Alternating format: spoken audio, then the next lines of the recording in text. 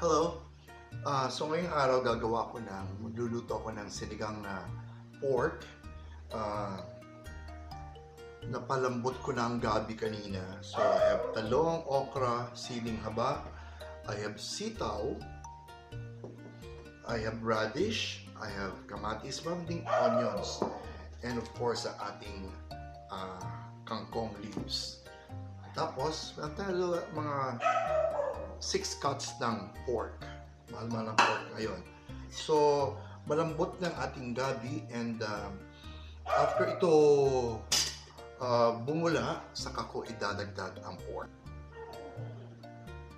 And then, dadagdagan natin, nagpakulo ako ng tubig, dadagdagan natin ng tubig kasi sabaw nga ito. At para pampalasa, lalagyan natin ng beef cube. Okay, so hayaan natin na bumula ito at mamaya dadandahanin natin ang ating mga ibang ingredient. Ayan. Okay, kumukulo na. Okay. At this point, dito na natin ilalagay yung ating sinigang mix. Okay. So, wala pa ako nilagay na ricados. Inuna muna natin ang sinigang mix. Hayaan na naman natin ito na kumulo at saka tayo magdadagdag ng ibang mga ricados. So we're back. Bumubula na. It's really simmering well. Saka natin idadagdag ang ating kamatis. Okay, be generous about the kamatis kasi gusto nating mas maasim.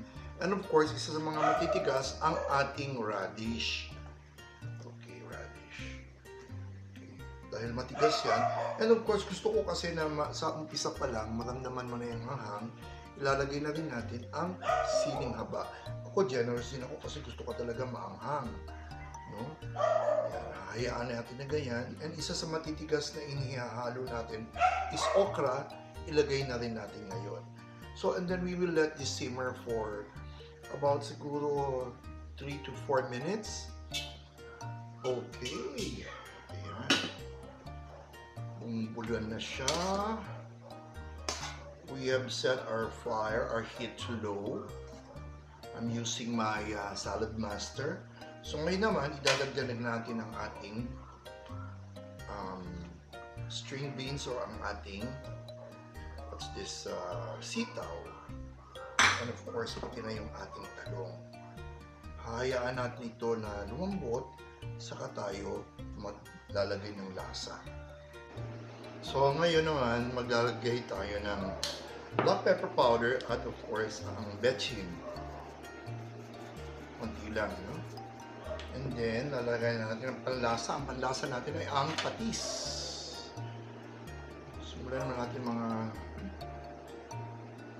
1 tablespoon muna and mamaya titikman natin anong lasa nito. So, in na lang ito. Actually, ang gulay, lulutuin na lang natin. And then, panghuli na yung kangkong leaves as we finish. So, yung pork, papalambutin natin ng konti.